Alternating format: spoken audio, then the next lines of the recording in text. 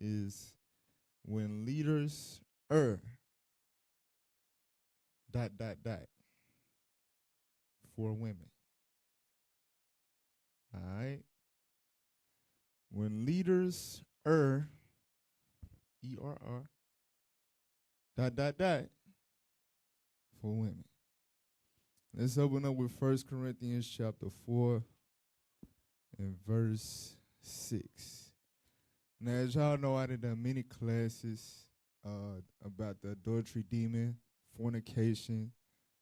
I just did a class this past week, 3-hour class, all right? Reforming an adulterous mind. So, of course, a lot of the stuff I'm going to go over, we touched on it before, but today is going to hit different, all right? And today we got to really put these scriptures into perspective. 1 Corinthians chapter 4, verse 6. The book of 1 Corinthians chapter 4 and verse 6. And these things, brethren, I have in a figure transferred to myself and to Apollos for your sakes, that ye might learn in us not to think of men above that which is written. All right, so I forgot your Bible different. I don't know if you don't got the commas that I got, but I need you to stop at the commas. Pause, brief. Where you at? Okay, yeah. Read it again. And these things, brethren, I have in a figure transferred to myself and to Apollos for your sakes, that he might learn in us. Stop. That you may learn in us. Paul and Apollos were the leaders over the Corinthian church. They were the brothers that were responsible for the spiritual oversight of that congregation. So in verse 5, he says, don't judge anything before the time. You never know how a brother is going to turn out, even though he may be moving in the spirit, right? So we said, I transferred in a figure myself and Apollos. So y'all might think of men in this flesh as what? Not to think of men above that which is written. So think about it, right? At this time, what was written? The Old Testament, right? From Genesis all the way down through the prophets. When you read the Old Testament, there were mighty men that had the Spirit of the Lord on them from day one, and they fell. They were susceptible to sin. So when we come into this truth, yes, we got the proper understanding. Yes, the Lord is dealing with us. Yes, we not the Christian church. However, nobody is making a vow that we will be perfect and never make mistakes. You're going to have leaders that teach well, that govern their houses well, that do what they're supposed to do. But guess what? And we're gonna go over it in depth today. Satan does not let up. Just because you do 5 years, 6, 7 years, keeping the commandments, praying and fasting and doing what you're supposed to do, don't mean he's going to be like, all right, I give up on him. That's not how it works. So all of us, that's why I say he that endured to the end shall be saved. You understand? Yes, sir. And on the way to that, mistakes going to be made. It is what it is. That don't mean to count a brother out either. The point is that you cannot put so much stock in your leadership that when you see them fall, now you questioning yourself. Well, if he fell, how am I going to? If he had all that understanding and he messed up, then I'm surely doomed. No, we cannot think like that. You understand? Yes, sir. So read it one more time. And these things, brethren, I have in a figure transferred to myself and to Apollos for your sakes, that ye might learn in us not to think of men above that which is written. So we cannot think of men above that which is written, right? And when we read the Bible, men fell. Not regular men either, but men of understanding. All right, read on. That no one of you be puffed up for one against another. So get that in Daniel chapter 11. Daniel chapter 11 and verse 35. The book of Daniel, chapter 11 and verse 35. Come on. And some of them of understanding shall fall. Read that again. And some of them of understanding shall fall. So the men here in this verse is talking about men of understanding. Men of understanding. Men of understanding. Some men, I'm sorry, some men of understanding shall fall. Come on. To try them. To do what? To try them. And in this, it's not to destroy you. It's not to discourage you. It's not to make you feel like, damn, how I'm going to make it. That's not what it's about. It's to try you. Is your faith, is your stock in the men that God set up or God? Because at the end of the day, what are the men up here? What are the leaders? We are vessels of the Lord. The Lord uses us to guide y'all through his spirit, right? So if we not possessing our vessel in honor and sanctification from evil and wickedness, then the Lord gonna use another vessel. You understand? So, one more time, read again. And some of them of understanding shall fall. So men of understanding will fall. Why? To try them. To try your faith. Is that gonna shake you? Is that gonna break you? Or is that going to teach you? Are you going to learn from it? Is it going to build you?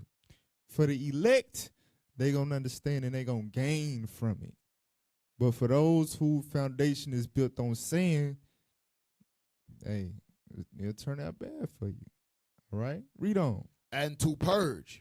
And to do what? And to purge. There you go. So it's going to try the righteous and it's going to purge the unrighteous. Go ahead. And to make them white, even to the time of the end. And also the purge is going into the evil within you. A lot of the times we be dealing with stuff, right?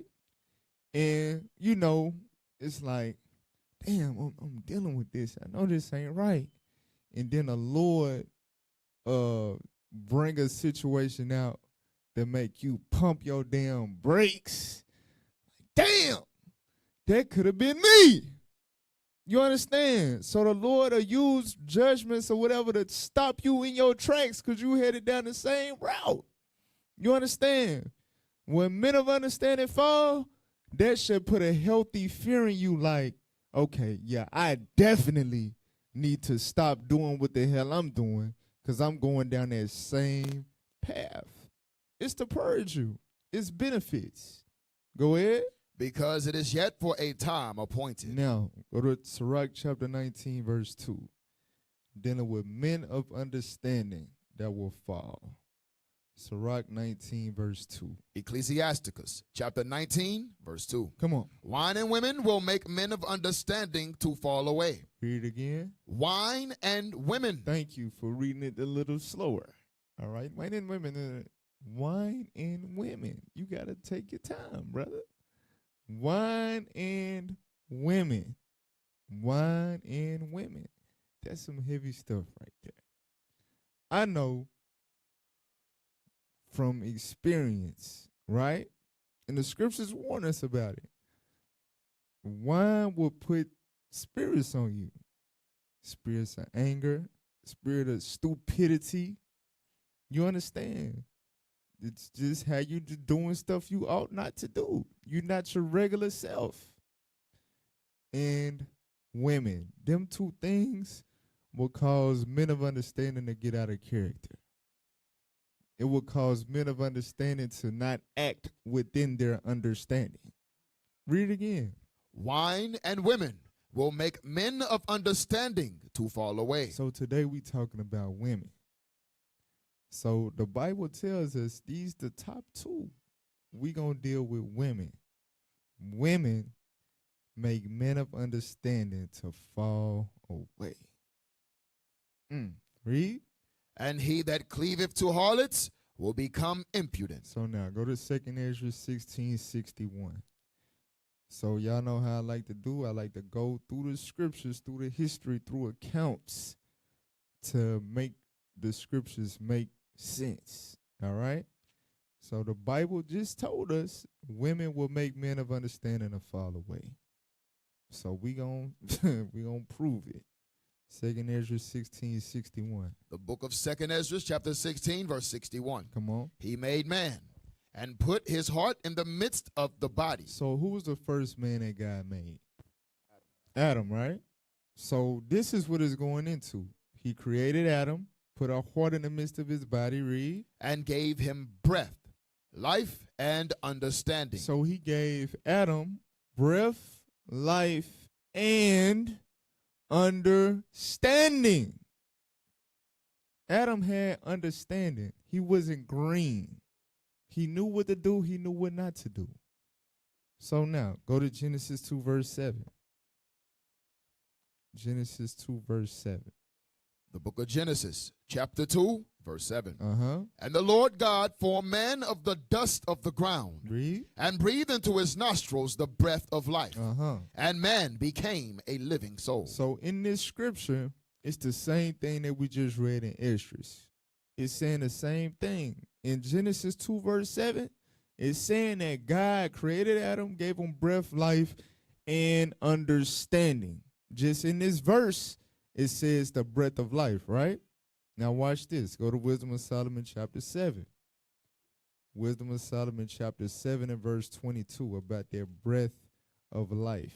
Read that. The book of Wisdom of Solomon, chapter 7, verse 22. Come on. For wisdom, which is the worker of all things. So wisdom is the worker of all things. Come on. Taught me. For in her is an in her, so wisdom is noted as a what? A woman, right?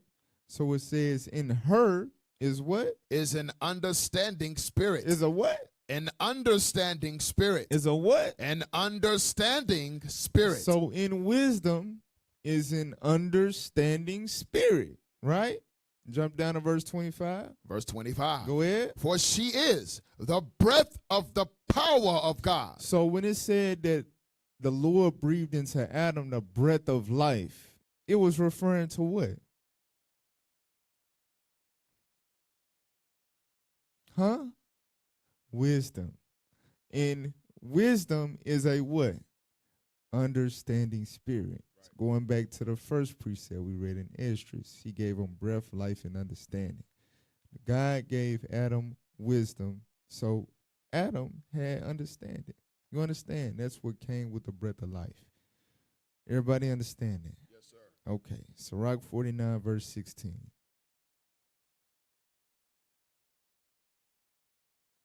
The book of Ecclesiasticus, chapter 49, verse 16. Mm-hmm. Sem and Seth were in great honor among men. Uh-huh. And so was Adam. So was who? And so was Adam. Uh-huh. Above every living thing in the creation. That's why God gave Adam that wisdom to govern the earth. God set Adam above every living thing in creation. He was what on earth? God. He was God on earth. He was the Lord of all God's creatures. That's why he gave him that wisdom, that understanding. You understand? So Adam was not a regular man. He was a man of understanding. He was a leader, the leader of the earth. Right? Right. Okay. Wisdom of Solomon chapter 2. Wisdom of Solomon chapter 2, verse 23. The book of Wisdom of Solomon, chapter 2 and verse 23. Mm-hmm. For God created man to be immortal and made him to be an image of his own eternity. So when God made Adam and put that wisdom in him, that understanding, that was for him to be immortal, right? That's why God made him. But watch this. Nevertheless, through envy of the devil. Through who? Through envy of the devil. Through envy of the devil. So think about what we just read, right? Adam was above every living thing in creation, right? Adam had dominion over the earth. Right. Do y'all think the devil wanted that? No. The devil didn't want Adam to rule. That Adam was the son of God. Right. The earth would have been ran in righteousness forever. So the devil did not want that. The devil sought to destroy that. You understand? The devil envied Adam's dominion. So through that envy, read, came death into the world. So, wait a minute. So it goes from the devil's envy to death. So we understand that Adam, how did Adam ended up becoming mortal? Through his what? Sin, right? How did Adam sin? Was he deceived? No. What happened? You listen to the woman. How does this goes back to the envy of the devil?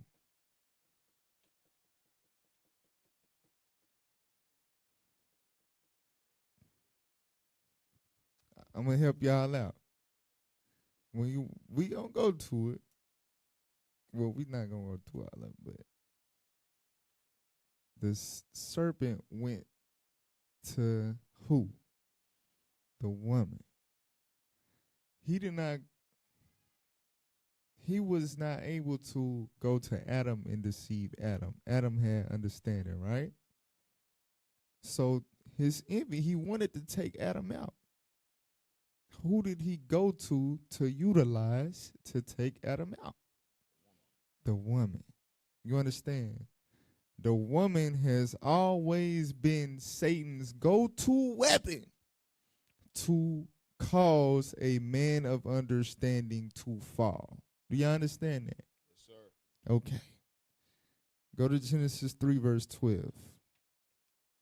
So through envy of the devil came death into the world. Read what you got. The book of Genesis, chapter 3, verse 12. Come on. And the man said. So this is what Adam said. This was after they did they sin, right? And God confronted them. So this was Adam's response. And the man said, the woman whom thou gavest to be with me, she gave me of the tree, and I did eat. So notice, Adam didn't say, the serpent, the devil. He said, the who? The woman, right? Read on. And the Lord God said unto the woman, what is this that thou hast done? And the woman said, the serpent beguiled me, and I did eat. So Adam said it's the woman. The woman said, well, the serpent beguiled me. Basically saying what? I had the devil on me. The devil used me. You understand? So that was Satan's operation. Through his envy, through him wanting to take Adam out to cause him to fall, he beguiled the woman and utilized the woman to take Adam out. Y'all see that, right? Yes, sir. Okay. Now jump down to verse 17. Verse 17. Now this is the thing. When you as a man of understanding fall, when you as a leader fall, it's going to affect you, but not only you. Read what you got. And unto Adam he said, because thou hast hearkened unto the voice of thy wife. Right, because you allowed your wife to seduce you to sin. Read. And hast eaten of the tree of which I commanded thee, saying, thou shalt not eat of it. Cursed is the ground for thy sake. So Adam had the understanding not to eat of the tree. But through the seduction of the woman, it compromised his understanding. So he transgressed against what he knew better than not to do through being seduced by the woman. Right? So he said, read that again. Cursed. Cursed is the ground for thy sake. So cursed is the ground for your sake. The ground is no longer going to naturally just bloom trees and fruits and so on and so forth. All right, read on. Cursed is the ground for thy sake. In sorrow shalt thou eat of it all the days of thy life. Read on. Thorns also, and thistles shall it bring forth to thee. And thou shalt eat the herb of the field. Go ahead. In the sweat of thy face shalt thou eat bread. So what does this mean? This means that through Adam's sin, as a man of understanding, a leader, falling to the woman, the earth is affected. You understand? Instead of you just going and picking beautiful, ripe, juicy, delicious fruit, you gotta sow. I mean, you gotta, y'all know what I mean. You gotta plant, sow, all that, right? You gotta labor. You gotta work in the midst of thorns and thistles, weeds, obstacles, right? Right. All of that came from that man of understanding falling. Read on. Till thou return unto the ground, for out of it wast thou taken. For dust thou art, and unto dust shalt thou return. So that's when death came into the world. And it didn't stop with Adam. Everybody that came from Adam had to die that same death. You understand? Now jump down to verse 23. Verse 23. Therefore, the Lord God sent him forth from the Garden of Eden to till the ground from whence he was taken. So, it said the Lord sent him forth from the Garden of Eden. Now, go to 2nd Ezra 3 verse 5, just to identify what that was. 2nd Ezra 3 verse 5. The book of 2nd Ezra, chapter 3, verse 5. Go ahead. And gave us a body unto Adam without soul, which was the workmanship of thine hands, and didst breathe into him the breath of life. Which was the wisdom, the understanding. Go ahead. And he was made living before thee. Come on. And thou leddest him into paradise. Into what? Paradise. So what was the Garden of Eden? Paradise. So we just read in Genesis 3, the Lord drove him out of paradise. So what does that mean? Through the woman, through him falling to the woman, he lost paradise. Think about it. It's not, this is what we got to understand. We can't think of men above that which is written, right? Yes, sir. If a man lost paradise through the woman, what the hell is a rank? What is a position? You understand? You gonna see me if a man lost paradise for a woman, you gonna see men lose their rank over women. It's not a strange. Y'all understand what I'm saying? It's not a strange shocker. Oh my God, he was a camp leader and this and that, and so many officers, and he did that. Hey, but Adam had paradise. So, read verse 10. Just to get an idea of how catastrophic it was when the Lord drove him out. Because when you read Genesis, it's like, he got escorted or something. You know what I'm saying? Read that. 2nd Ezra 3 and 10. Come on. And it came to pass in every of them that as death was to Adam, so was the flood to these. So the flood that destroyed the earth, that was very catastrophic. Who remember Hurricane Katrina? Like, do y'all remember the imagery and stuff on the news, right? And I had family members that was actually in it that testified, you know, the perils of swimming in that dirty, filthy, nasty, bloody, infected, contaminated water to get to the bridge or a housetop, right? So the flood during Noah's time, that thing covered the whole earth and destroyed everything living. That is compared to the fall of Adam. When Adam fell from paradise, it was similarly catastrophic in terms of the imagery.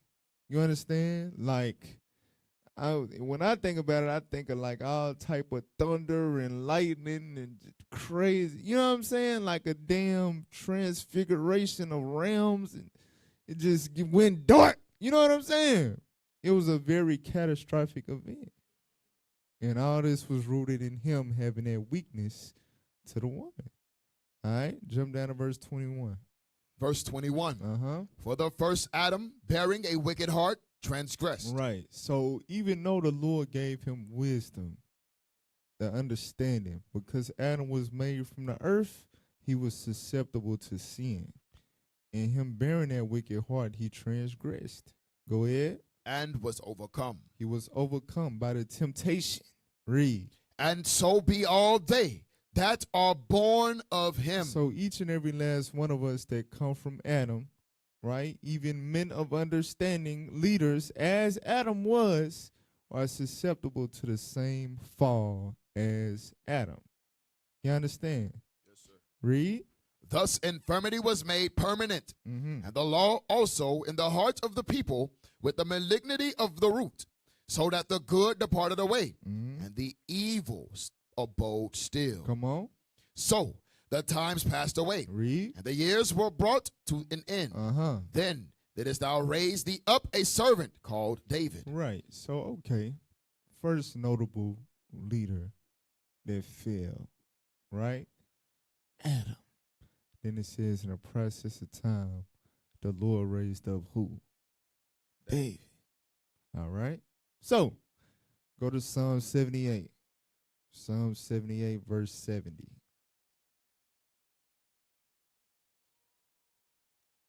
The book of Psalms, chapter 78, verse 70. Mm-hmm. He chose David also, his servant, and took him from the sheepfolds. Right. So the Lord chose David while he was a little boy in charge of the sheep. Little shepherd. Go ahead. From following the ewes, great with young, he brought him to feed Jacob his people, and Israel his inheritance. So he brought him from a shepherd over literal little sheep to make him a shepherd over the nation of Israel. Read. So he fed them according to the integrity of his heart, and guided them by the skillfulness of his hands. So when the Lord chose him and made him a leader, he became a great leader. You understand? Yes, sir. Go to Acts chapter 13. Acts 13, verse 22. The book of Acts, chapter 13 and verse 22. Uh-huh. And when he had removed him, The him is Saul. So the Lord removed Saul. Go ahead. he raised up unto them David to be their king, Uh-huh. to whom also he gave testimony, and said, I have found David, the son of Jesse, a man after mine own heart, which shall fulfill all my will. So David did not ask to be king. The Lord sought him out and chose him and anointed him, right? Because David was a man after God's heart. David was a man after God's heart. He wasn't no wicked dude. He wasn't seeking preeminence. He wasn't, you know what I'm saying? No, the money. He was after God's heart. Now, read 1 Samuel 16:13. So this is the beginning where it all started with David. Read that. The book of 1 Samuel, chapter 16 and verse 13. Come on. Then Samuel took the horn of oil and anointed him in the midst of his brethren. So he anointed David in the midst of his brethren. Go ahead. And the Spirit of the Lord came upon David. So the Spirit of the Lord, the Spirit of the Lord came upon David. Read. From that day forward. From that day forward. Now go to 2 Samuel 5, verse 10. So we know, he spent his days up under Saul. Then he spent his days running from Saul. And eventually the Lord removed Saul and raised up David. 2 Samuel 5, verse 10. 2 Samuel chapter 5, verse 10. Go ahead. And David went on and grew great, and the Lord God of hosts was with him. So right here in 2 Samuel chapter 5, he had already reigned in Hebron for 7.5 years over Judah. Then he went and conquered Jerusalem, right? And this is when, basically, that's when he was established on the throne of the Lord. So from that point, he went on and grew great. And it's saying the Lord what? And the Lord God of hosts was with him. And God was with him. So God was with David. He had the Spirit of the Lord. Go to chapter 8. Chapter 8, verse 14. 2 Samuel chapter 8, verse 14. Come on. And he put garrisons in Edom. Throughout all Edom put he garrisons. And all they of Edom became David's servants. So David established dominion over Edom. You understand? This was Genesis 27. Your brother shall have dominion. That came to pass with David. That's right? Sir. So David enslaved the arch enemy. Go ahead. And the Lord preserved David whithersoever he went. And the Lord preserved David. The Lord is with David. The Lord preserving David. Read. And David reigned over all Israel. And David executed judgment and justice unto all his people. And David was doing right by the Lord. Right? Now, go to Deuteronomy chapter 8.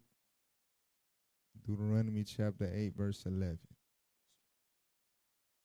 Deuteronomy Chapter 8, verse 11. Come on. Beware that thou forget not the Lord thy God, in not keeping his commandments and his judgments and his statutes, which I command thee this day, lest when thou hast eaten and art full, and hast built goodly houses and dwelt therein. So at this point, the Lord established David as king, and David was expanding his empire. He was conquering nations, right? Building more towers and fortresses and so on and so forth.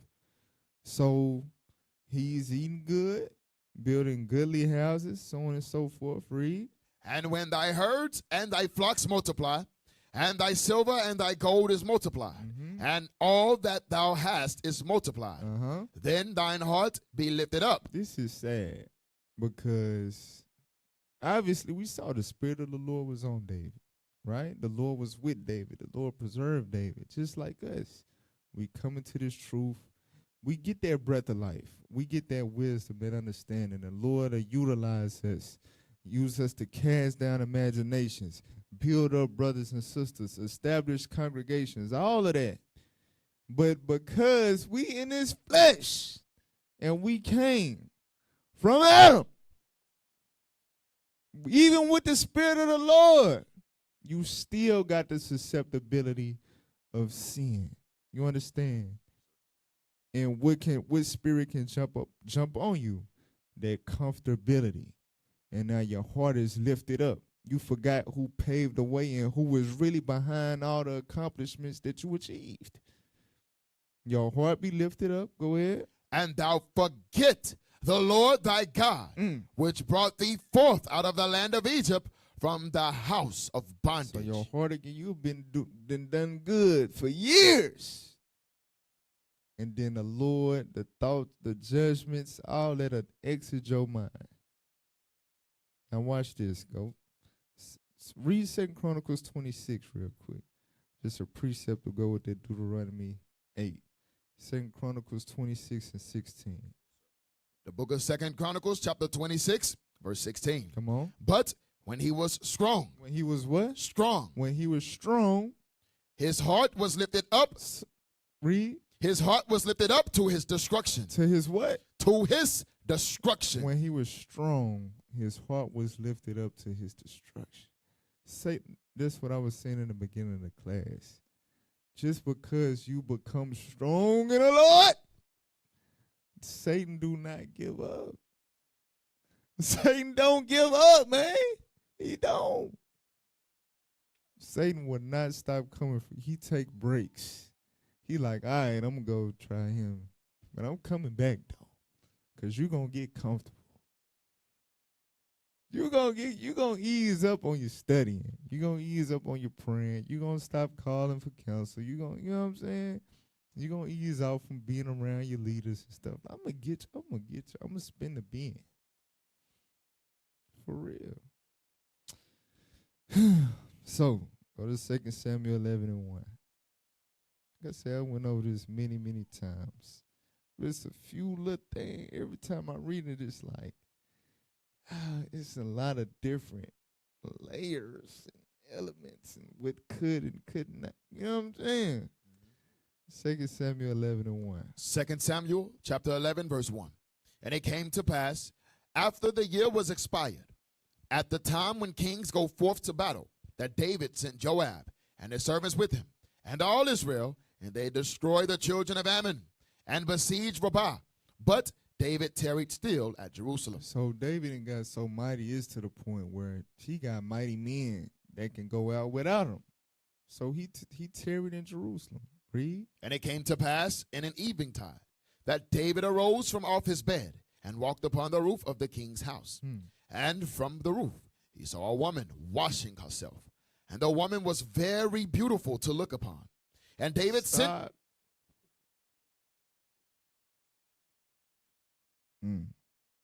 Now, so we saw the woman. She was very beautiful to look upon. So this caught David's attention, right? Obviously. So read verse 3. Verse 3. And David sent and inquired after the woman. And one said, Is not this Bathsheba, the daughter of Eliam, the wife of Uriah the Hittite? Now, I was thinking something in it when I read this verse. I was meditating on this verse earlier, but then I had to think again. So, what happens is, even with the sisters, like a Bathsheba, right? But the men up under a leader, a man of understanding.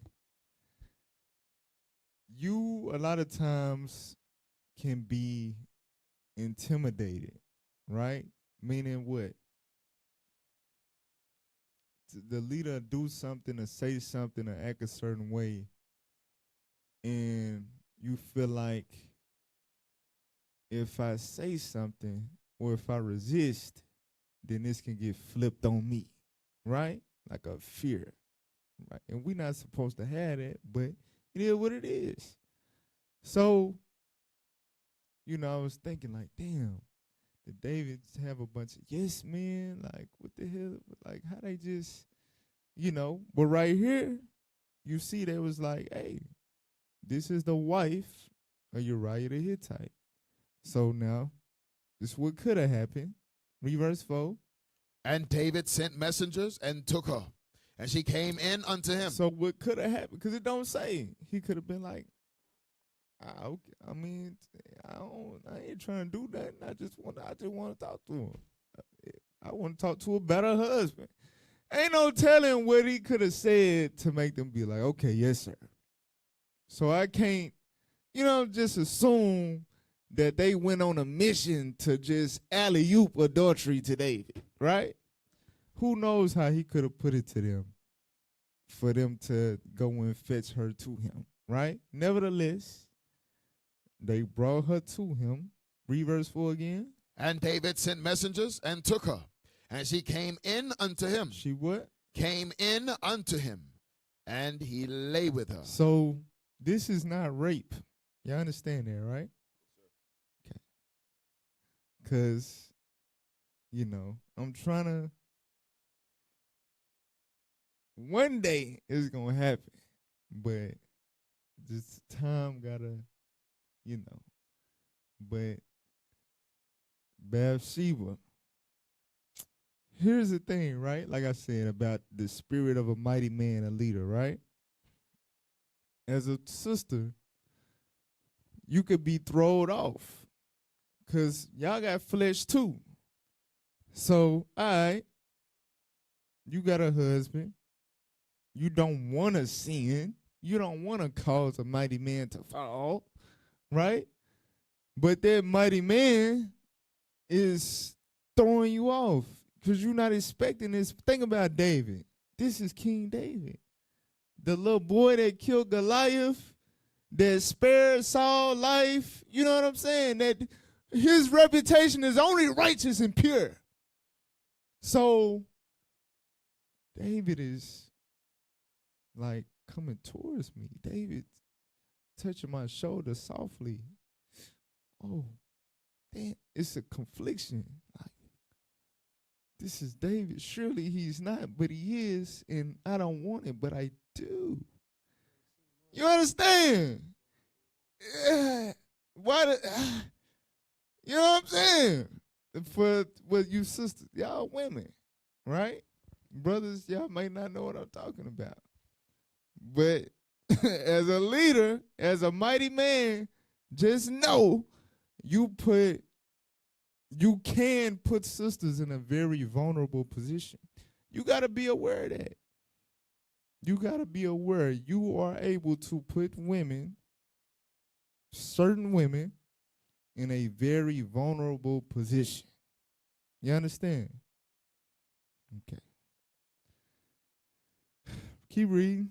For she was purified from her uncleanness, and she returned unto her house. So she was fertile at the time of the adultery. So she ended up getting pregnant, right? So y'all know the rest. He ended up killing her husband because he couldn't get away with it how he wanted to and whatnot, right? So go to chapter 12, verse 7. So remember I mentioned as a leader, when you sin, when you fall, yes, it's going to affect you, but not only you. Read that. 2 Samuel Check.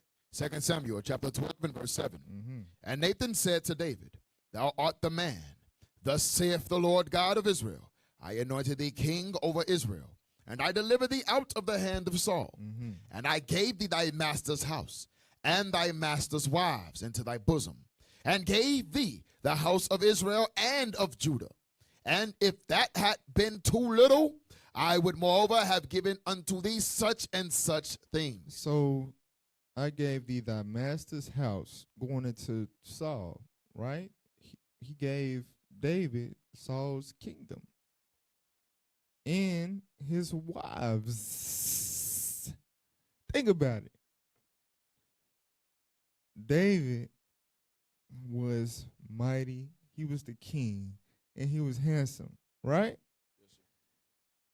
That's another thing. It's like, David, he can just go and get any virgin he wants just to add to the household. And it wouldn't have been nothing wrong with it. He didn't have to go after a brother's wife. Bathsheba wasn't the only beautiful woman in the land. So the Lord is telling him, bruh, if you needed more, I would have gave it you. Read on. Wherefore hast thou despised the commandment of the Lord to do evil in his sight? Read. Thou hast killed Uriah the Hittite with the sword. So, you killed Uriah. He literally physically murdered his brother, right? Now we know 1 John 3:15, it say, he that hateth his brother is a what? Murderer. In Romans 13, it say, the law is fulfilled, and it lists some commandments. One of them is thou shalt not commit adultery. So in the law of love your neighbors, you love yourself, thou shalt not commit adultery is comprehended in saying thou shalt love thy neighbor as thou love thyself, right? Yes, sir. So on the contrary, if loving your neighbors you love yourself includes not committing adultery, if you do commit adultery, what is that? Hatred. It's hatred for that brother, right? You went after his wife. So again, David, he literally physically did it. But when you go after a brother's wife, that shows that you have hatred for their brother. And in the sight of God, you are a murderer. Read on. And hast taken his wife to be thy wife, Mm. and hast slain him with the sword of the children of Ammon. Right. Use the other nations to put him to death. Read. Now therefore, the sword shall never depart from thine house. So look at his judgment. The sword shall never depart from thine house. The Lord gonna jack David up as an individual. But the judgment surpassed David as an individual. He said the sword will never depart from your house, your lineage, all the way to this day. The house of the lineage of David is getting slain by the sword. You understand? Yes, sir. Read on. Because thou hast despised me, and hast taken the wife of Uriah the Hittite to be thy wife. Come on. Thus saith the Lord, Behold, I will raise up evil against thee out of thine own house, and I will take thy wives before thine eyes, and give them unto thy neighbor, and he shall lie with thy wives in the sight of this sun. So, sheesh. I will raise up evil against thee out of thine own house. David went from running from Saul as a servant to the king to being a king and running from his own son, Absalom. Right. Absalom, you got to think, he was able to get people on his side, right? Right. And remember, one of his main culprits was Ahithophel, which used to be David's counselor. That just so happened to be the grandfather of Bathsheba. the sister who David defiled. Yes, so we got to put it into perspective. When a leader sins to this degree, it puts an evil spirit on people towards you. You understand? And remember what we read in Daniel 11. It's not justified. It's to try you. But a lot of people failed that trial, and they allowed Satan to justify it in their mind, and they would turn against you. People turned against David. They joined with his son. And his son, he led a rampage against David. You understand? He got very close to fulfilling his, we know it wasn't the will of God, but he was on that. And he was doing his thing. Absalom was very close. And at the peak of that, at the height of that, he took all David's concubines and had sex with them in front of everybody. He defiled all David's concubines in front of everybody. Right? So we ain't got time to go through all the history. I done many classes on it. You understand? But that was all a part of the judgment for David's actions, going after Uriah's wife. Read. Verse 12. For thou didst it secretly, but I will do this thing before all Israel and before and the not sun. To mention the evil within his house also. His daughter got raped by his son, and then his other son killed that son for raping that daughter. All of that is a part of the judgment that we read in here. From that decision, that erring, that damn, she's so fine. That's where it started. From that. Read on. And David said unto Nathan, I have sinned against the Lord. And Nathan said unto David, the Lord also hath put away thy sin. Thou shalt not die. The Lord loved David so much because he did a few things worthy of death. Main ones, adultery and murder, right? Yes, sir. But the Lord said, I put away your sin. You ain't going to die. Meaning I'm not going to hold you accountable according to the law of Moses for the sins that you committed. Go ahead. Howbeit. But, read. Because by this deed thou hast given great occasion to the enemies of the Lord to blaspheme. Watch this. The child also that is born unto Hold on, thee. wait. Read that verse one more time. Howbeit, because by this deed thou hast given great occasion to the enemies of the Lord to blaspheme. I want to pause right there. I want to bring it to today, right? We got enemies, right? And a lot of these enemies are amongst us, in the midst of us. Some people are on the mission, meaning hired and sent, and some people just don't know that that's their lot. You know what I'm saying? That they in here and don't even realize that's what they in here for. But they waiting on the downfall of the leaders to be able to say, IUIC is evil. This is what their leaders do. You understand? To be able to give testimony of the evil that you did as the man that was set up over the congregation. So that's what David opened the door for. So the Lord said, because you opened the door for the enemies to have something evil to say about my king, read. The child also that is born unto thee shall surely die. The Lord is terrible. And it's crazy because obviously you see the season of trials that we suffering here. Not only is it frequent cases of fornication, but the Lord is troubling the wombs of sisters, troubling the births of children here, right? It's children not making it. You understand? In the midst of currently, right? And we see the Lord will take it there if you take it there with him. All of this stuff has been written. I done went over it. Other leaders that went over. We know this. But we still.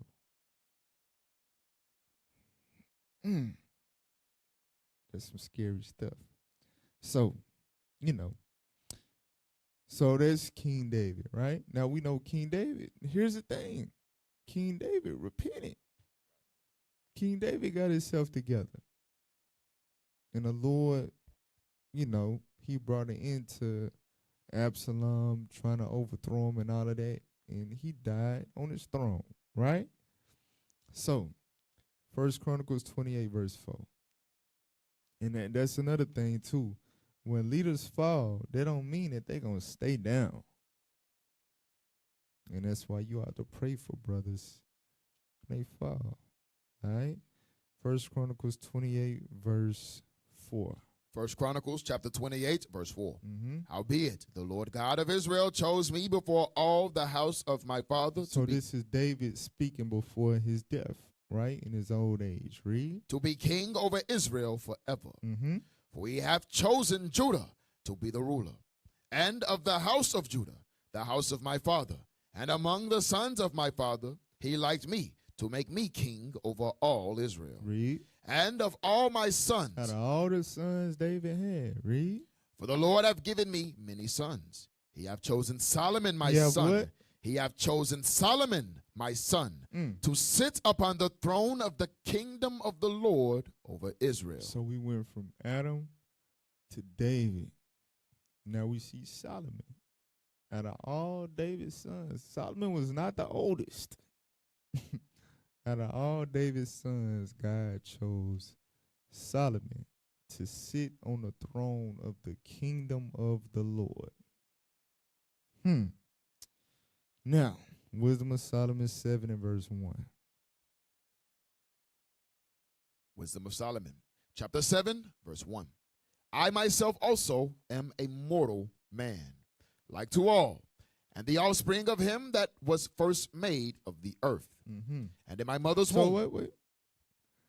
So, Solomon, as we read through this chapter, is going to be many wonderful things. But don't forget verse 1.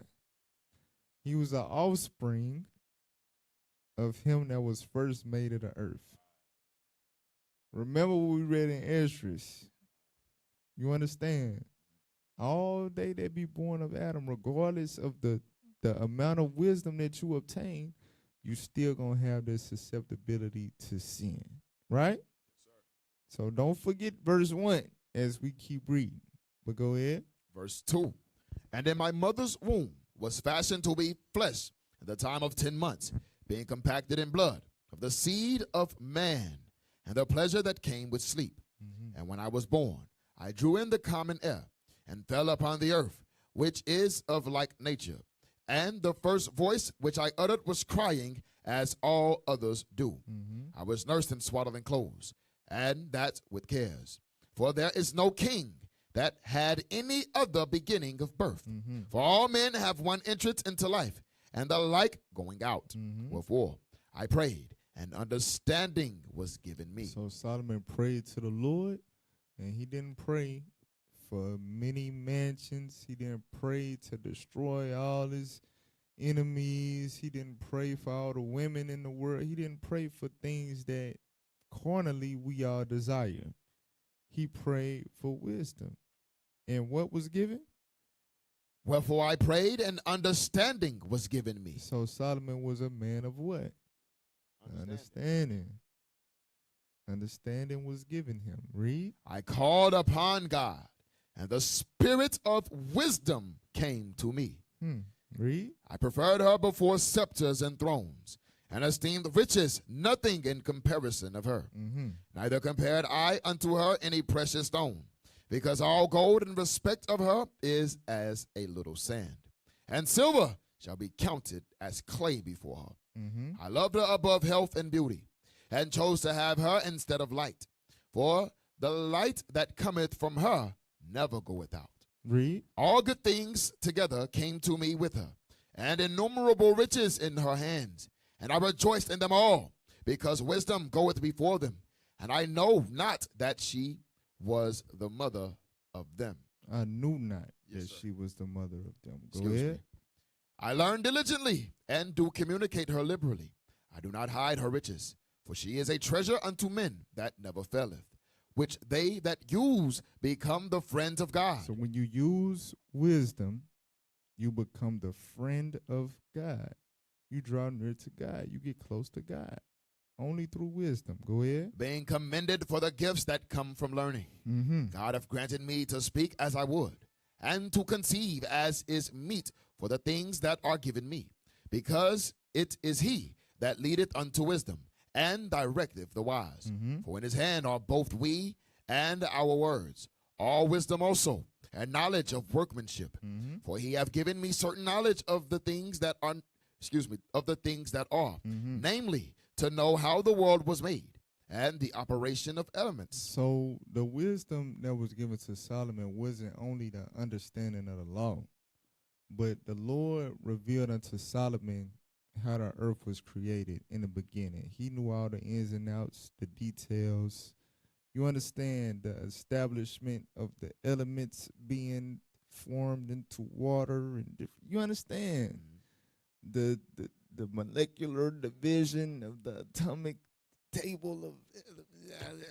You understand? Yes, sir. Go ahead. And the operation of the elements, the beginning, ending, and midst of the time. And he also showed them everything prophetically, right? Go ahead. The alterations of the turning of the sun, and the change of seasons, the circuits of years, and the positions of stars, the natures of living creatures, and the furies of wild beasts, the violence of winds, and the reasonings of men, the diversities of plants, and the virtues of roots. So you could just pick one category out of all these things that Solomon listed, and people spend their whole entire life seeking the knowledge and to master the understanding of just one of these categories, and the Lord gave it all to him. Read. And all such things as are either secret or manifest, them I know. That's right. So that's what the Lord imparted unto Solomon. That's the level of understanding. Nobody ever surpassed Solomon's level of understanding. You understand that? Yes, sir. Now go to 1 Kings 10:1.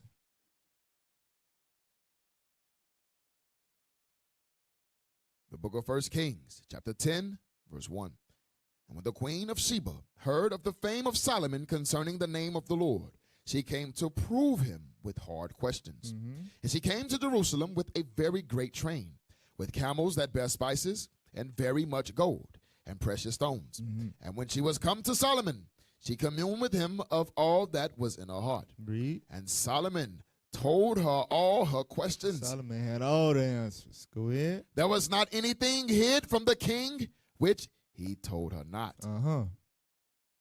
Read. And when the queen of Sheba had seen all Solomon's wisdom, and the house that he had built, and the meat of his table, and the sitting of his servants, and the attendance of his ministers, and their apparel, and his cupbearers, and his and his ascent by which he went up unto the house of the Lord. So, so the order, right? The beauty, the establishment of the kingdom, and even down to the way that he walked, his swag. That's what ascent means. You understand? His swagger, the way that he, you know what I'm saying, approached the throne. Read. There was no more spirit in her. That's heavy, because he wasn't only a man of understanding, but he had the sauce. You understand? He was driven. So it says when she saw that there was no more spirit in her, she fainted. You understand? And like I was saying, well, never mind. Read on. And she said to the king, it was a true report that I heard in mine own land of thy acts of thy wisdom. Read. Howbeit, I believe not thy words. Howbeit, I believe not the words until I came, and mine eyes had seen it. And behold, the half was not told me. Right. All the stuff they were saying, I was like, hell, this too good to be true. But now that I done came and seen it, they wouldn't even tell it me to have. Sheesh, read. Thy wisdom and prosperity exceedeth the fame which I heard. Read. Happy are thy men, happy are these thy servants, which stand continually before thee, and that hear thy wisdom. You gotta imagine how beautiful, and you know, probably some of us was there, but just being able to live during that time, right, to be a part of that, right. You know what I'm saying? Like as a butler in the House of Solomon, that's like equivalent to being a billionaire now in America. Like you know what I'm saying? The joy, the access of things that the man. We know. Blessed be the Lord thy God, which delighteth in thee, to set thee on the throne of Israel, because the Lord loved Israel forever. Therefore made he thee king, to do judgment and justice. So the Lord loved Israel, therefore he made you the leader over them, to do right by them. Now read chapter 11 and verse 1. 1 Kings chapter 11, verse 1. But King Solomon loved... Read again. But... There we go. King Solomon... No. Read again. But... Huh? But... Huh? But... Damn. When you read 1 Kings 3 all the way through 10, it's like, damn, Solomon, wisdom and the houses and the order and the accomplishments and the accolades. And then you get to chapter 11 like, but, read. King Solomon loved many strange women. Damn, man. Read on. Together with the daughter of Pharaoh, women of the Moabites, Ammonites, Edomites, Zidonians, and Hittites. Y'all see that? Edomites. That white woman. She was in there too. He had some blondies in it.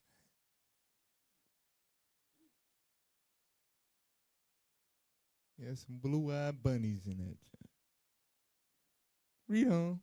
Of the nations concerning which the Lord said unto the children of Israel, ye shall not go into them, neither shall they come in unto you, for surely they will turn away your heart after their gods.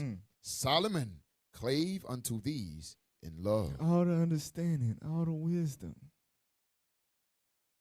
Solomon knew better. Way better.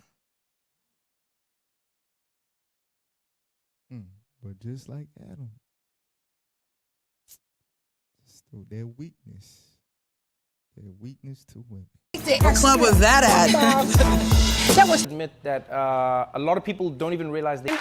I've called her. She hasn't responded. I've called her more than a few times. But the Zulu Nation, I'm like, what the hell is this? I know nobody know what I'm talking about. You'll leave me on the island by myself. I don't know what the hell Bishop's talking about. That's what y'all do. Then after class, yeah, I knew what you were talking about. I just don't want to be caught out there. The hell is this? Get on my damn nerves. So read that again, 31. We know. And he had 700 wives, princesses, and 300 concubines. And his wives turned away his heart. For it came to pass, when Solomon was old, that his wives turned away his heart after other gods. And his heart was not perfect with the Lord his God, as was the heart of David his father. Because remember, David repented. He got himself together. He got his mind right. Solomon went off. Go ahead. For Solomon went after Ashtaroth, the goddess of the Zidonians. So not only, because David, he committed adultery. He let a woman cause him to fall, but he repented and got himself right with the Lord. When Solomon went off because of the woman, he started worshiping the woman. It said he went after Ashtoreth. The what? The goddess of the Zidonians. Damn. Read. And after Milcom, the abomination of the Ammonites. And Solomon did evil in the sight of the Lord, and went not fully after the Lord, as did David his father. Right, so his spirit was changed. And this is what I want y'all to understand. Remember we read in chapter 10, right? Happy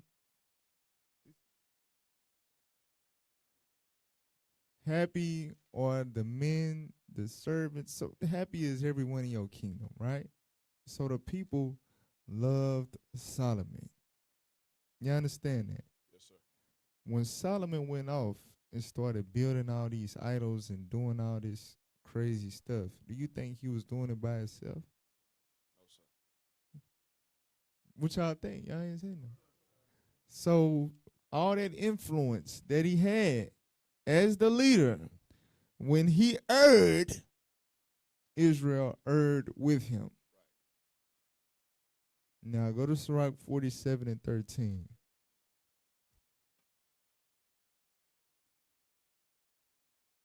The book of Ecclesiasticus, chapter 47, verse 13. Solomon reigned in a peaceable time and was honored, for God made all quiet round about him, that he might build an house in his name and prepare his sanctuary forever.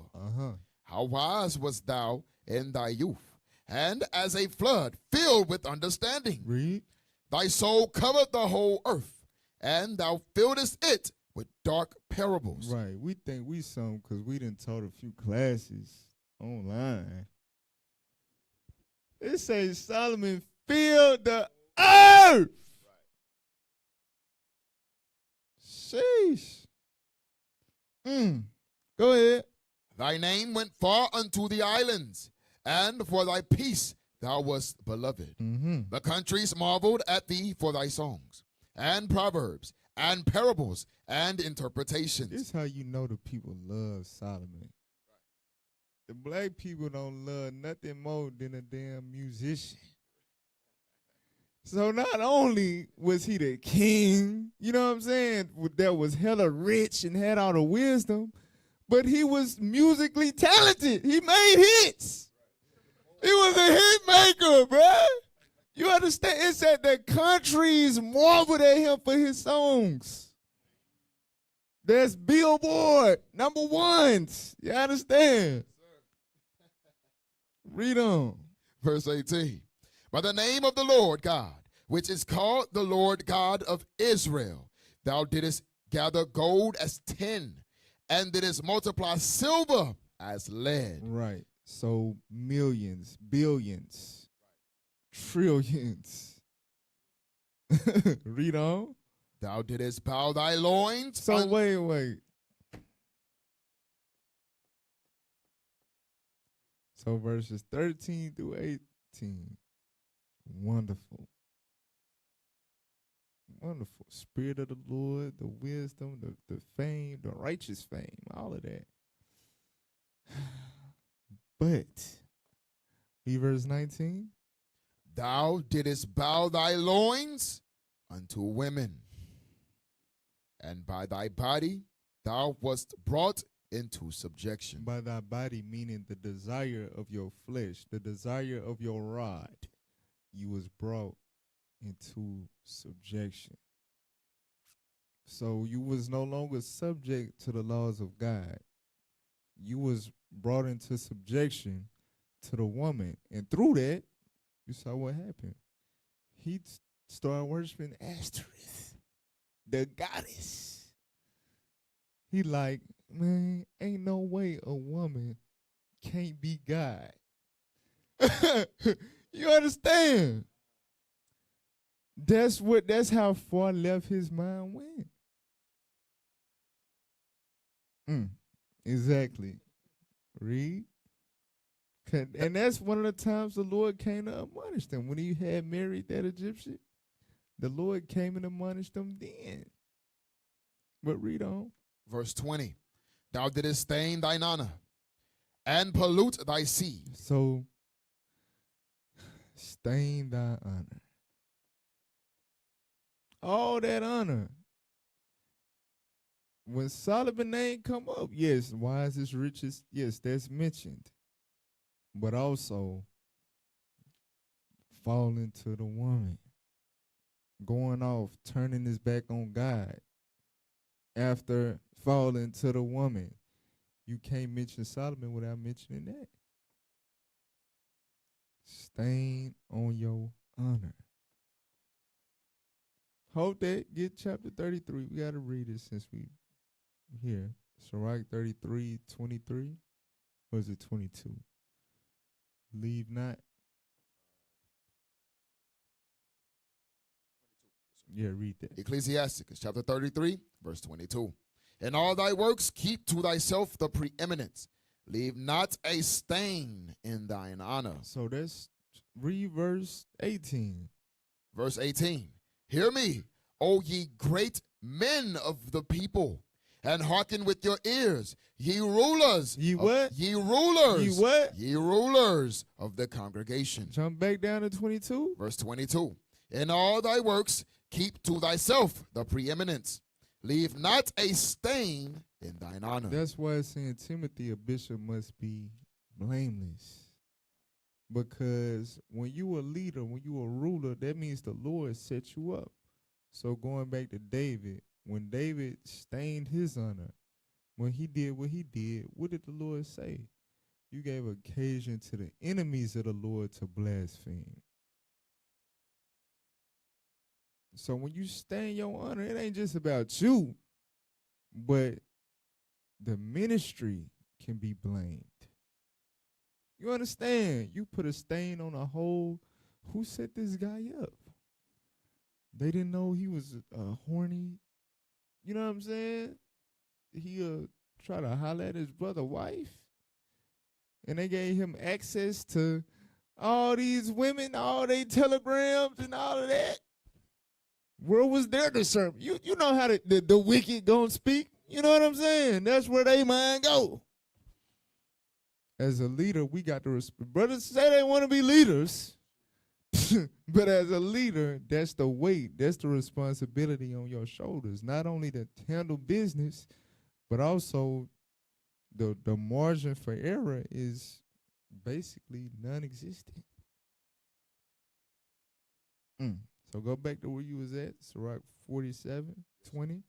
Ecclesiasticus chapter 47, verse 20. Read. Thou didst stain thy honor and pollute thy seed, so that thou broughtest wrath upon thy children, and was grieved for thy folly. So when Solomon sinned, it said that he brought his what?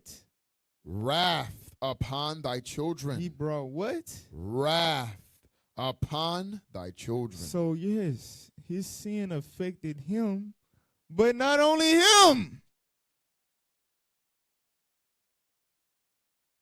Read on.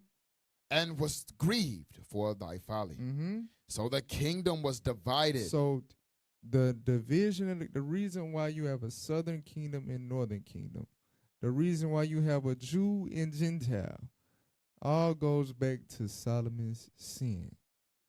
One of the major stumbling blocks and confusion when it comes to the understanding of Christ in the New Testament. All of that is rooted in Solomon's sin. We are dealing with the effects of that to this day. You know how many camp videos I got trying to explain that the Gentiles in Northern Kingdom? Damn, Solomon. Read on. So the kingdom was divided, and out of Ephraim ruled a rebellious kingdom. All right. So now go to 1 Corinthians chapter 10, verse 11. I went over this the other day. 1 Corinthians chapter 10, verse 11. Mm-hmm. Now all these things happened unto them for ensamples. Read. And they are written for our admonition. For what? And they are written for our admonition, upon whom the ends of the world are come. Who is that? That's us. Right. So, written for our admonition. From Adam to David to Solomon, the various ways that they fell to women, that's to warn us, right? So those are accounts and examples that bag up the many precepts, and we're going to touch on a few in a second. But that warn you about gazing on a maid, not lusting after the beauty of a woman, how the beauty of a woman can deceive you, right? That's real. That's real. And we all got that susceptibility. All right? So now, go to Susanna. Now, with this, like I done went over this many, many times, but it's some different little stuff I want to hit on, because this is about when leaders err for women, but you sisters,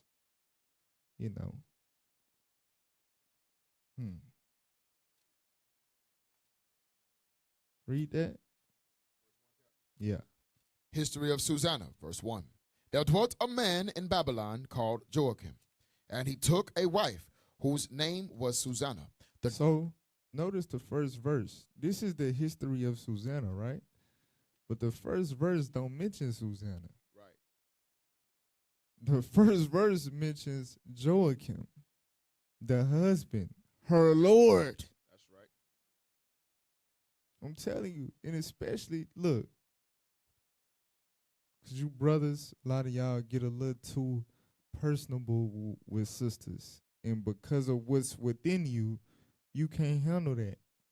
Start to address these sisters. Hey, shalom, house of soldier, such and such, house of maybe that'll help you out. So your mind, you know what I'm saying? You remember what you talking to. Somebody's possession. You understand? But anyway, read verse 2. And he took a wife whose name was Susanna, the daughter of Kelsias, a very fair woman. She was beautiful. Go ahead. And one that feared the Lord. Come on. Her parents also were righteous and taught their daughter according to the law of Moses. So she was raised right. Read.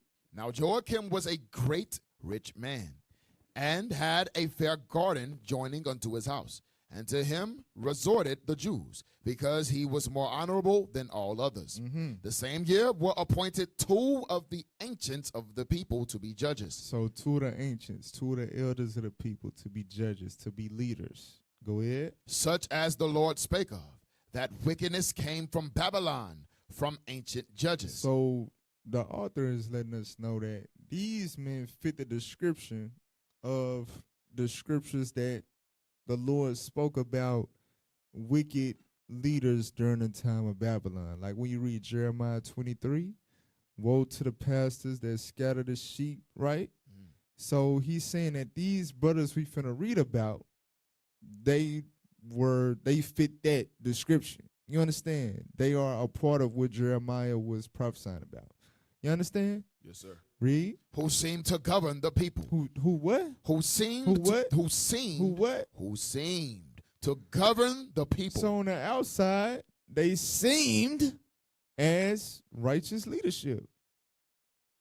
They seemed as if they was about the Lord's business. Go ahead. That's like in Timothy, who have a form of godliness. Read on. Verse 6. These kept much at Joachim's house, and all that had any suits in law came unto them.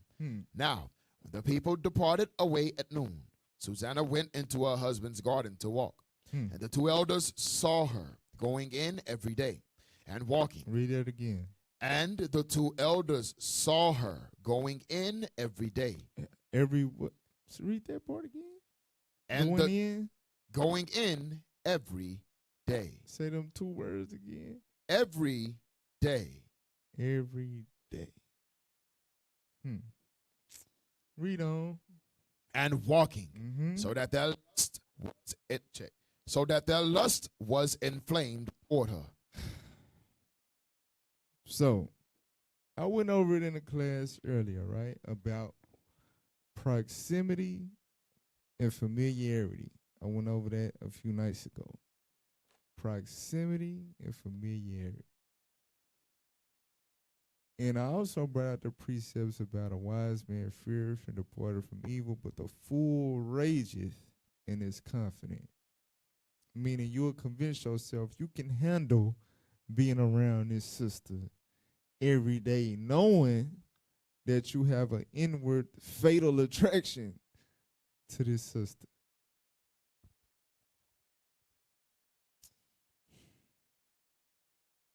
Read on.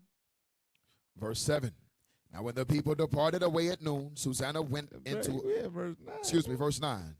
And they perverted their own mind. They did what? And they perverted their own mind Mm. and turned away their eyes that they might not look unto heaven, nor remember just judgments. So prior to this lust being inflamed, they had the knowledge, they had the precepts, they had the judgments, they was ancients, they was rulers, they taught. Just like among us, you'll have brothers that teach classes on the subject. Be a part of judgments, judging other brothers for this same thing. But when your lust inflamed toward a sister, all that just disappear. Just go out of a window, pop up out of the sky, and the precepts go out of it. You understand? Read. And albeit they both were wounded with her love, yet durst not one show another his grief. For they were ashamed to declare their lust. But they was what? For they were ashamed to declare their lust. And this is where Satan gets y'all. We all have what within us? Brothers? Lust, right? We all got lust in us, right? Yes, sir. So if you ask a brother if he dealing with lust and he say no, he's a damn liar, right? Yes, sir. Satan, for some reason, get into your brain and trick you when you battling, right? And he convinces you that if you go to a brother, a man of understanding, that he won't understand. Right. He's not going to understand. He don't get it. He don't feel my pain.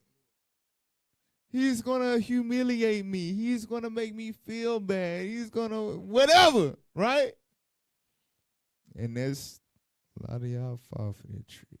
Hold that real quick. Go to Sirach 4, verse 20.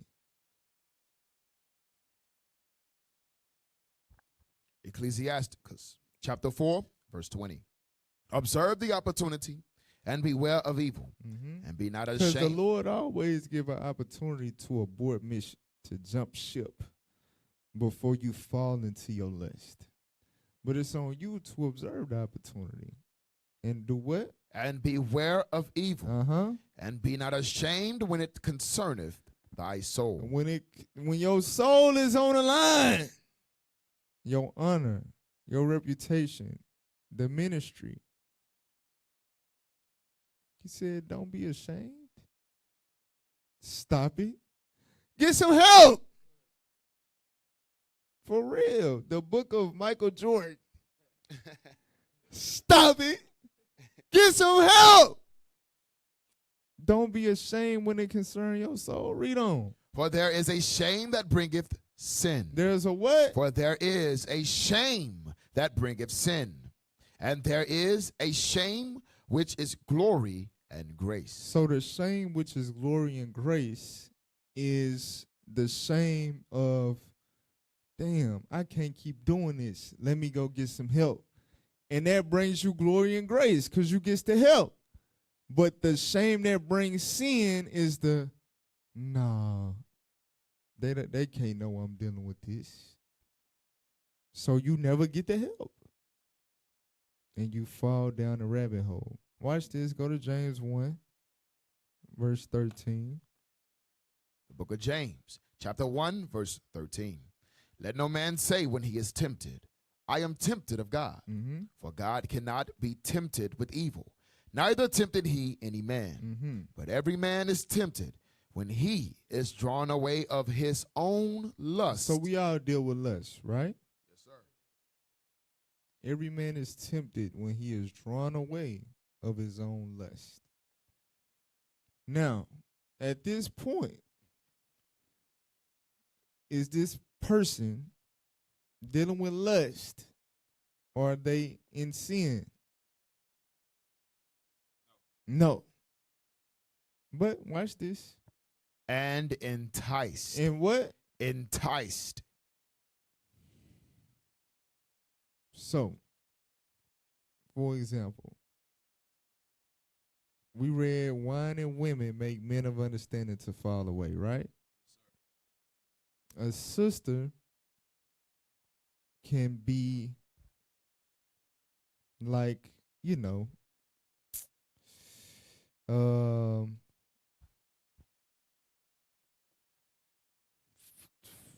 what's the word I'm looking for? Because this is inside of you. So it could be a sister, she may not have no ill intentions, right? But she could be beautiful or your type or whatever the case. And the way that she conducts herself around you is it becomes enticing to you, meaning I want to get to know her beyond the barrier of brother and sister. You understand? So that lust, the brothers ain't going to speak on it, right? But that lust is within us. It was in King David. Y'all mightier than King David?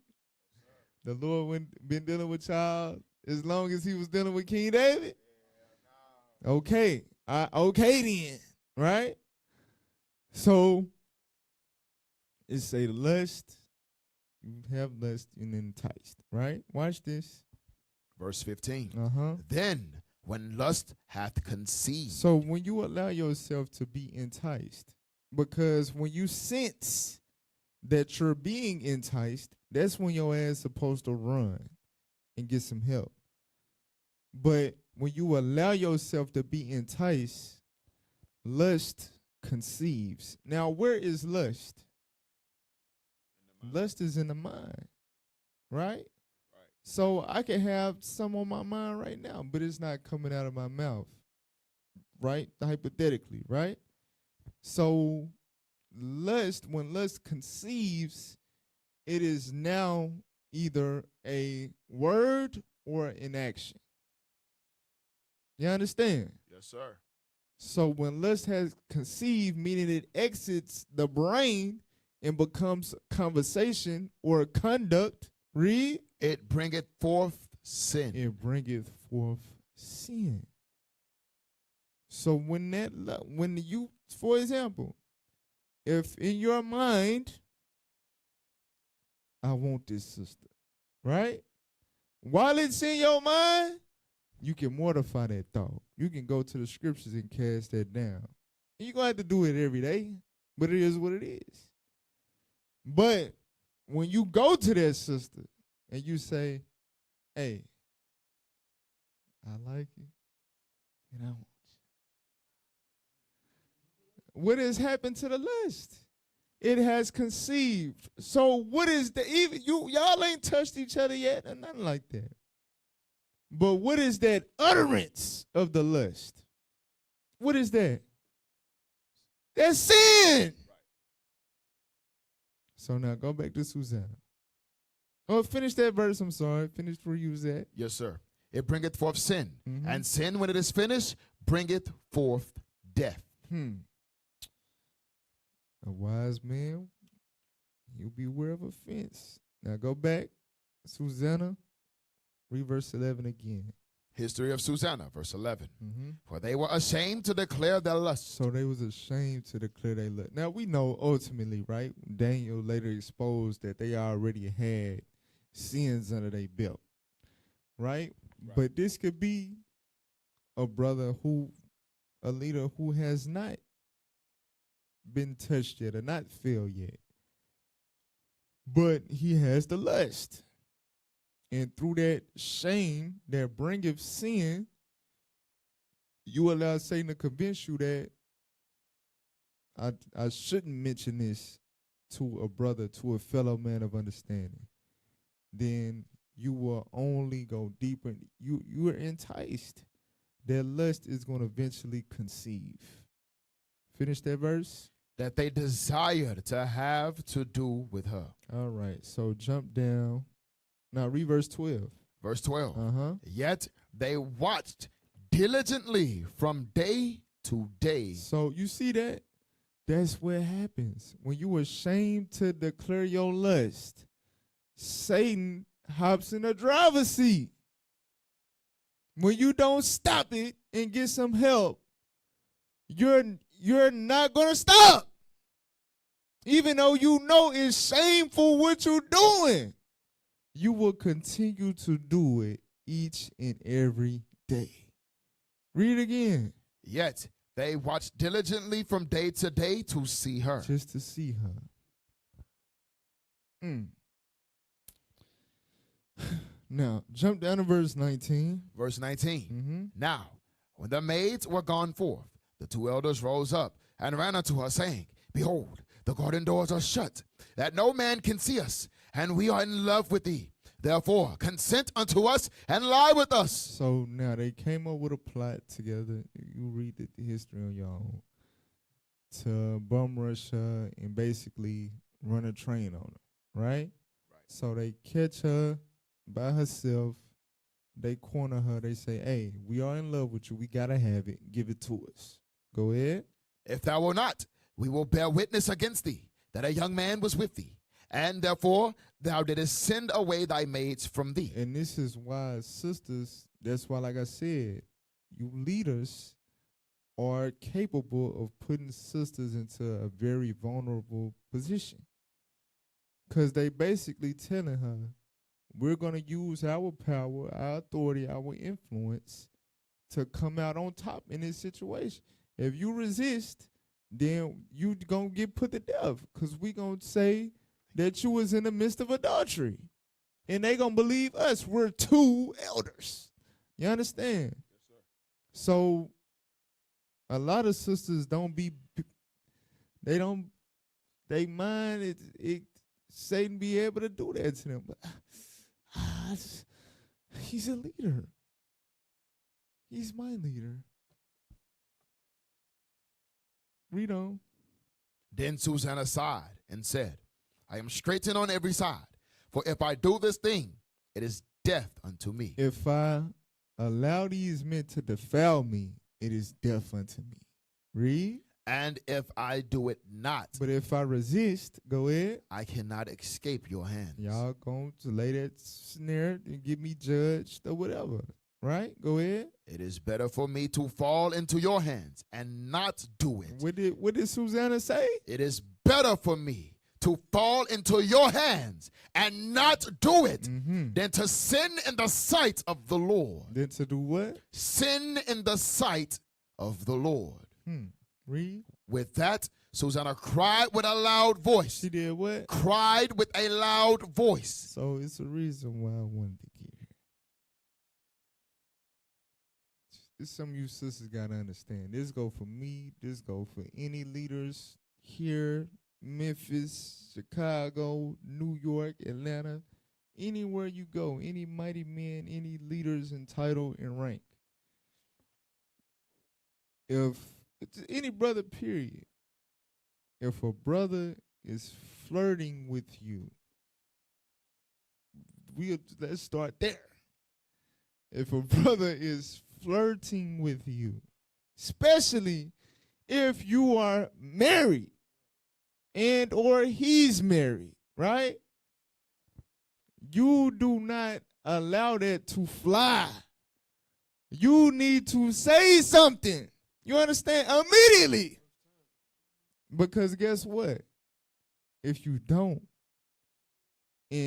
for one, you plant a seed in his mind, like she with what I'm with. And for two, that could be a revelation that's actually true. That you like that attention that you getting from that mighty man.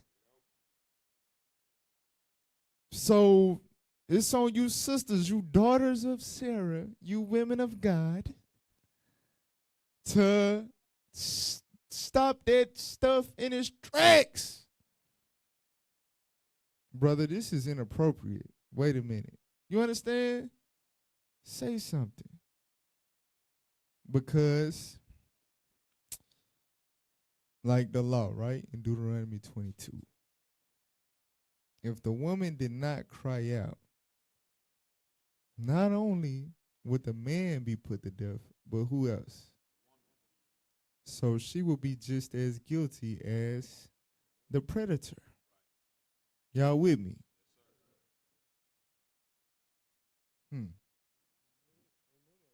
Y'all do know that, right? Okay. So, now we know the rest of the story of Susanna. The Lord raised up young Daniel, exposed them, saved Susanna. They got put to death. Right. Now, go to Sirach 41. So we got Adam, David, Solomon, men who had the Spirit of the Lord on them. Yet, they gave up paradise, a peaceful kingdom. Yeah, the whole kingdom. With all the wisdom, all the knowledge, all the understanding.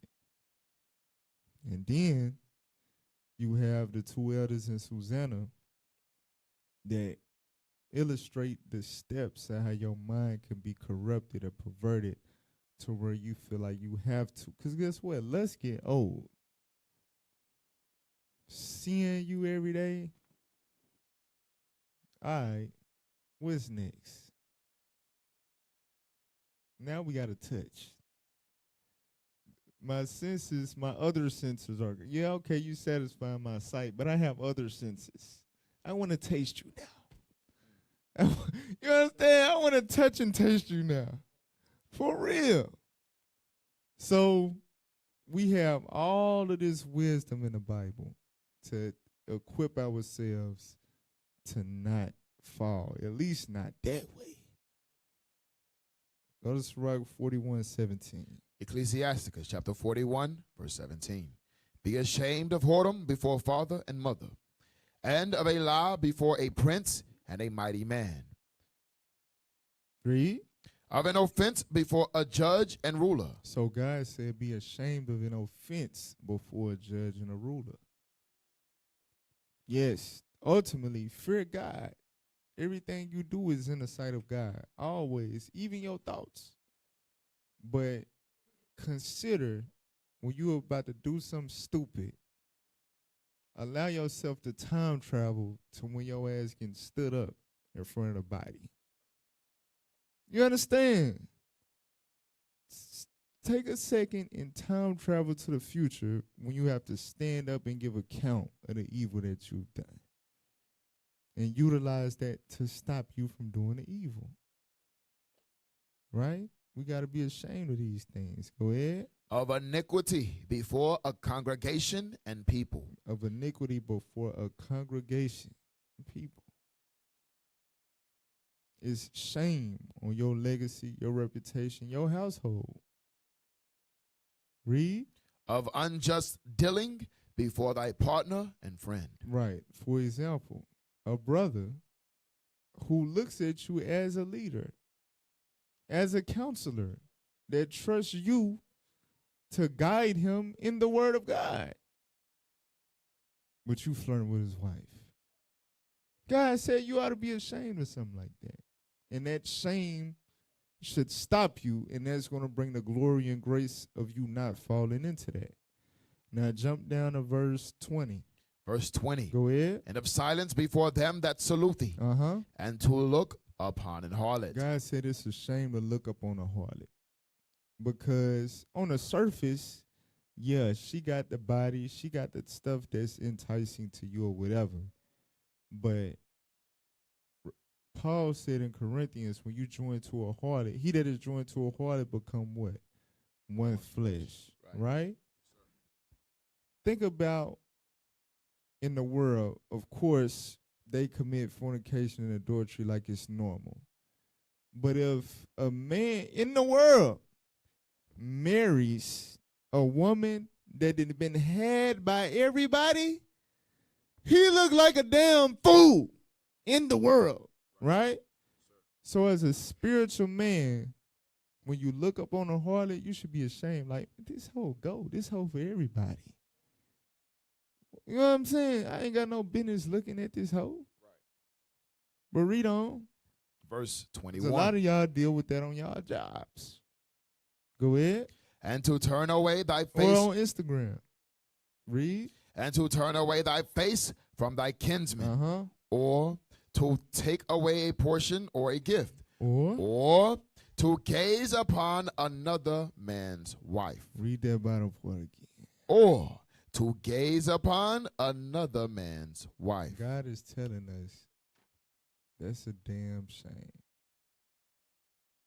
To gaze upon another man's wife. It's a damn shame. Especially you already got one. You got a wife. This is another man's wife that's supposed to be your brother. You understand? And think about, you don't think she see you gazing? Just imagine Naomi coming to me.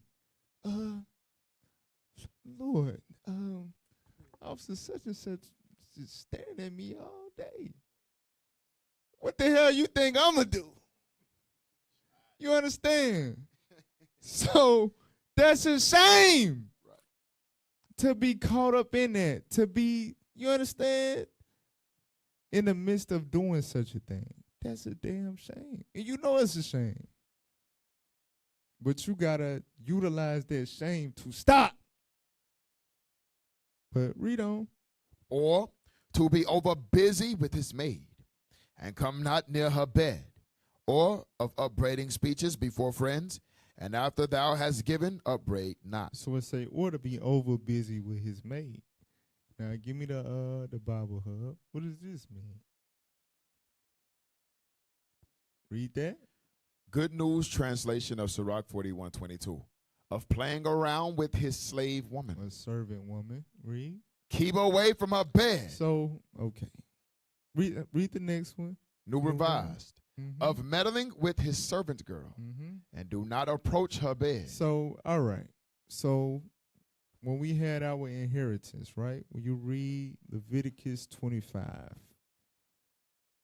a man could wax poor and sell himself unto you and become your employee. But the biblical term was servant, right? And everything in his house, if he had daughters, so on and so forth, they become your servants. So back then, if you was a married man, right, you had land and wealth or whatever the case may be, and you had servants, but you had a wife, and one of your servants was a woman. Sirach is telling us that it's a shame for you to be, what did it say, meddling, playing around. What is that? That's flirting. It's a shame to flirt with, at that time, it would have been your servant, what did it say, servant girl, right? And come not near her bed. Today, do we got our inheritance? No, we don't got servants. We don't. You understand? So now it's fellow servants. Meaning what? For an example, you could be in the same office in the body with a sister, right? So y'all are, you could be over the office, and she is under your authority in that office, right? But let's say it's decorating. You being over busy with her every time y'all come to decorate or whatever, you know, she's setting stuff up. You like, oh, now you better get down off that chair. That skirt ain't long enough. Stuff like that, right? It's a reason why I'm saying this verbiage, by the way. Now, remember I mentioned when we read to look up on the harlot, a lot of us deal with that at our jobs, right? We got coworkers, there's holes in the world, a lot of us. So you got to keep that at the forefront of your mind. It's a shame to look up on a harlot, right? Now, God forbid well, I ain't gonna say God forbid, but for the sake of your evil flesh, God forbid, you have to have a sister in the body, especially a married one, become your coworker. So you got another man's wife that's within your close proximity every day, day to day, right? You can become over busy with the sister, meaning, you know, it started, oh, this is such and such, I got a sister in the body at the job with me, right? Like it's a plus. But through your evil nature within you, right, on a day-to-day basis, you become friendlier and friendlier with the sister. Now through you playing with the sister, you start playing too much. Now you become flirtatious. Now it's not just the innocent little jokes and laughs, but it's something deeper. You understand? That's why it says playing with the woman, and then it says don't approach her bed, because that's what it leads to. You understand? That's how a lot of brothers in the world got the draws.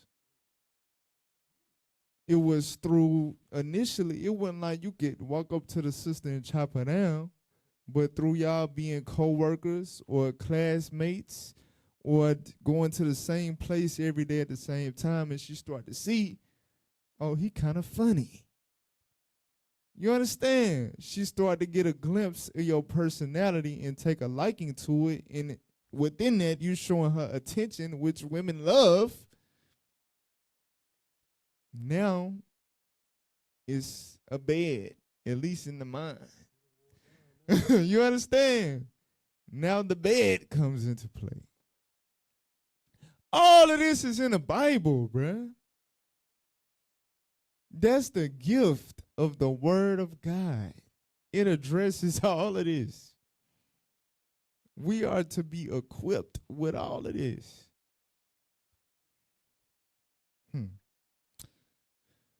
All right, 2nd Ezra 16:65. So that's stuff to be ashamed of, right? Watch this. 2nd Ezra chapter 16, verse 65. Come on. And when your sins are brought forth. When your what? When your sins are brought forth. So sin is lust when it has conceived, right? Mm-hmm. So when your sins are brought forth, come on. Ye shall be ashamed before men, and your own sins shall be your accusers in that day. Damn.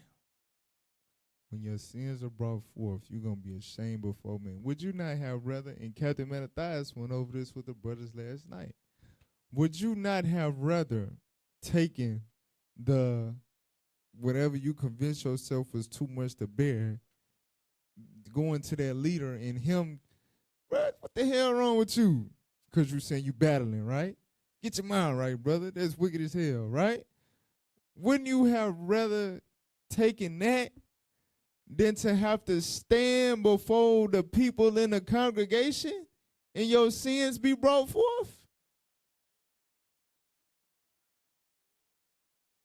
That's the difference between the shame that brings glory and grace and the shame that brings sin. That's why you cannot be ashamed when it concerns your soul.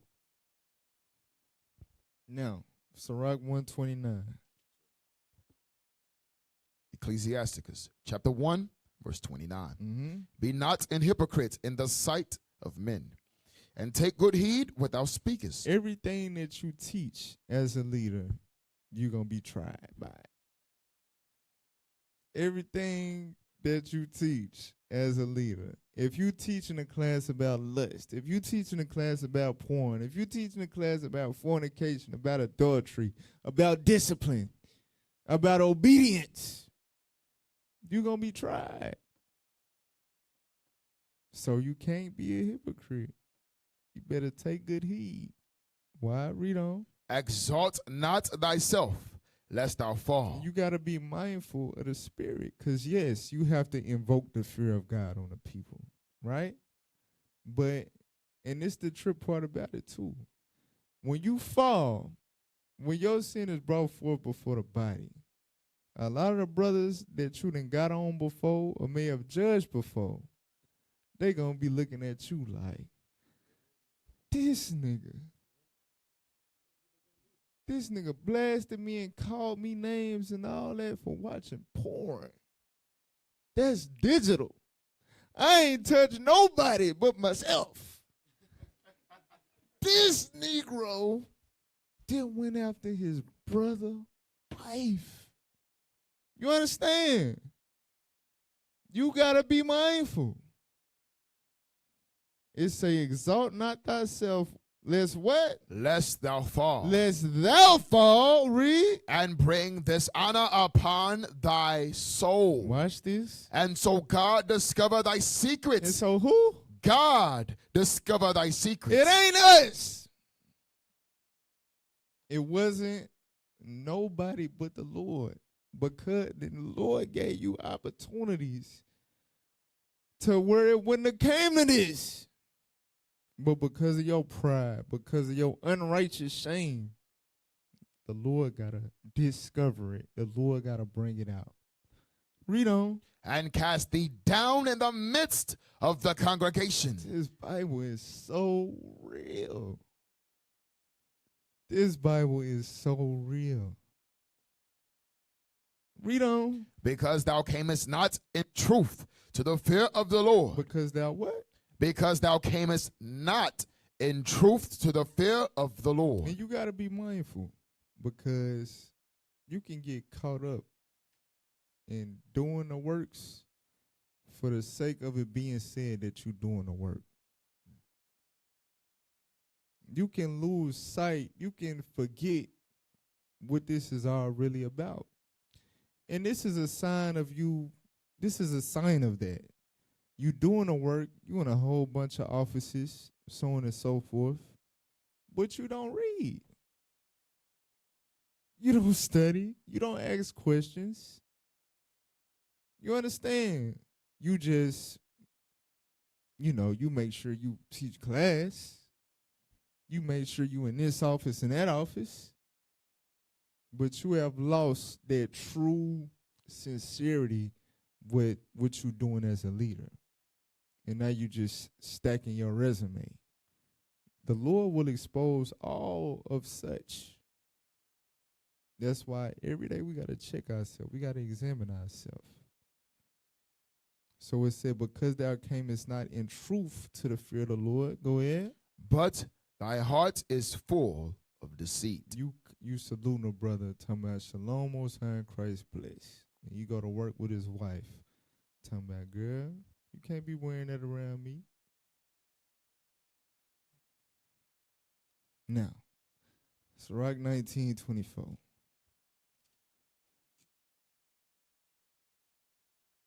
Ecclesiasticus, chapter 19, verse 24. Uh-huh. He that hath small understanding and feareth God. So their brother's sitting in the back with plain clothes.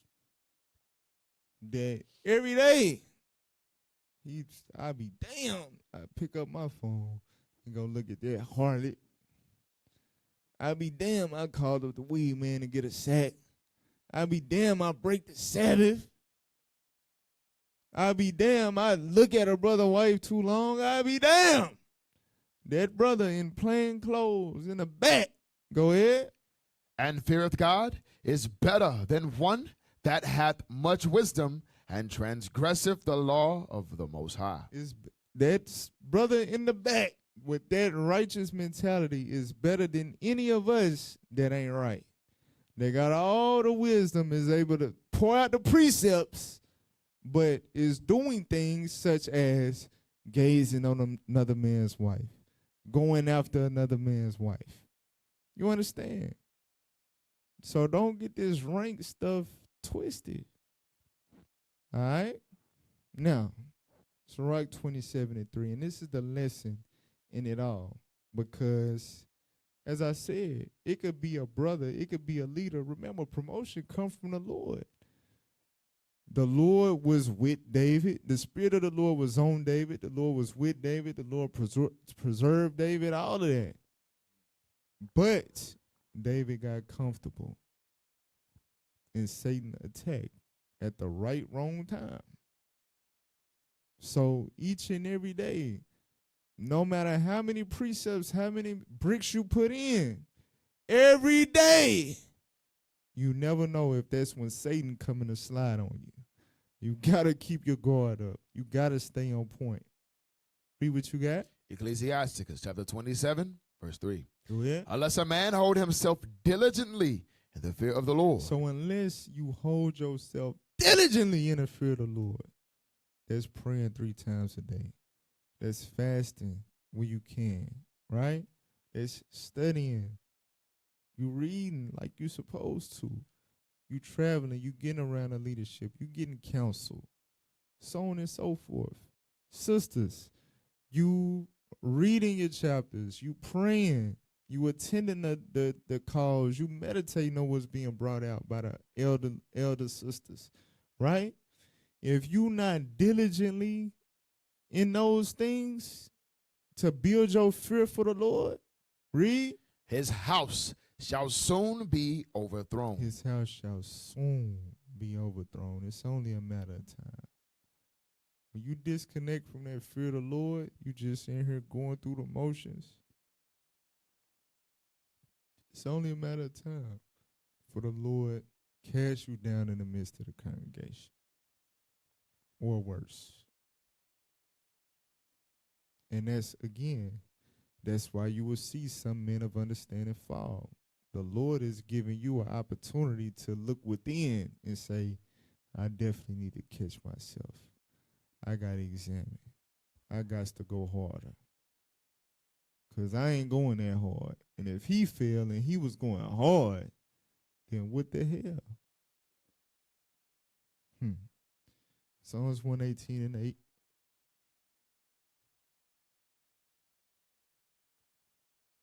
The book of Psalms, chapter 118, verse 8. Come on. It is better to trust in the Lord than to put confidence in man. Read. It is better to trust in the Lord than to put confidence in princes. So it's better to trust in the Lord than to put confidence in man. Now, is that saying don't trust leadership? No.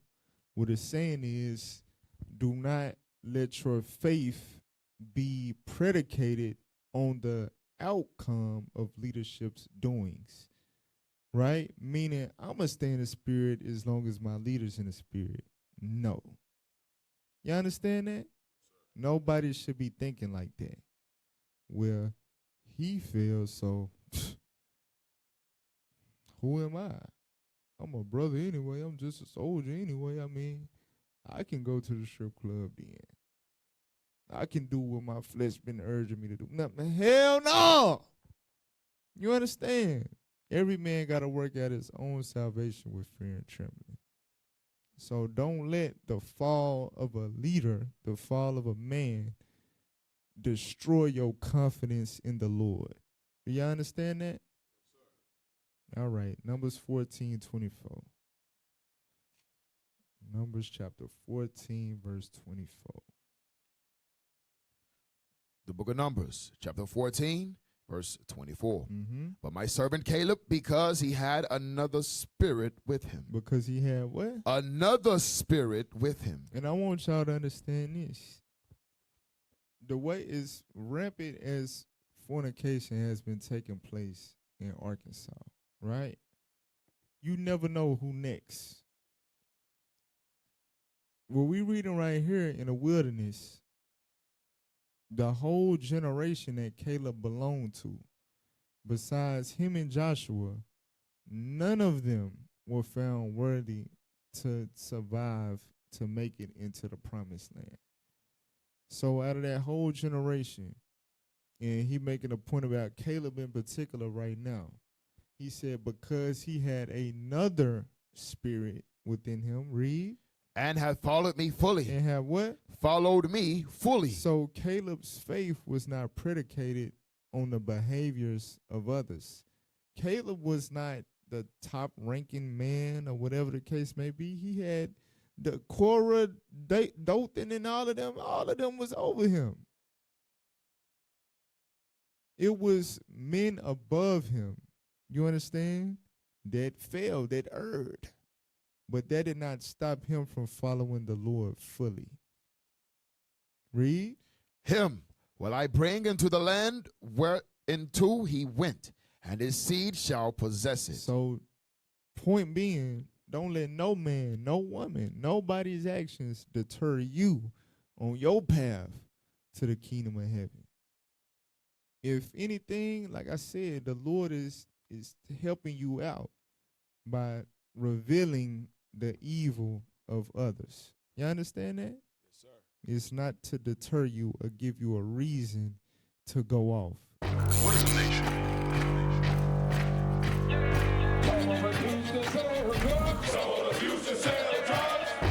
Nation is men leading by example.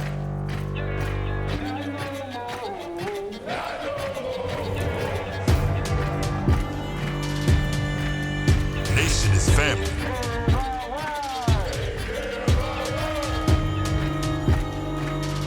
Nation is community. Nation is children with role models.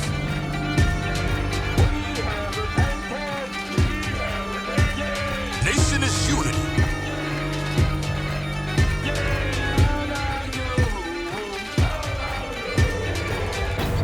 Nation is you.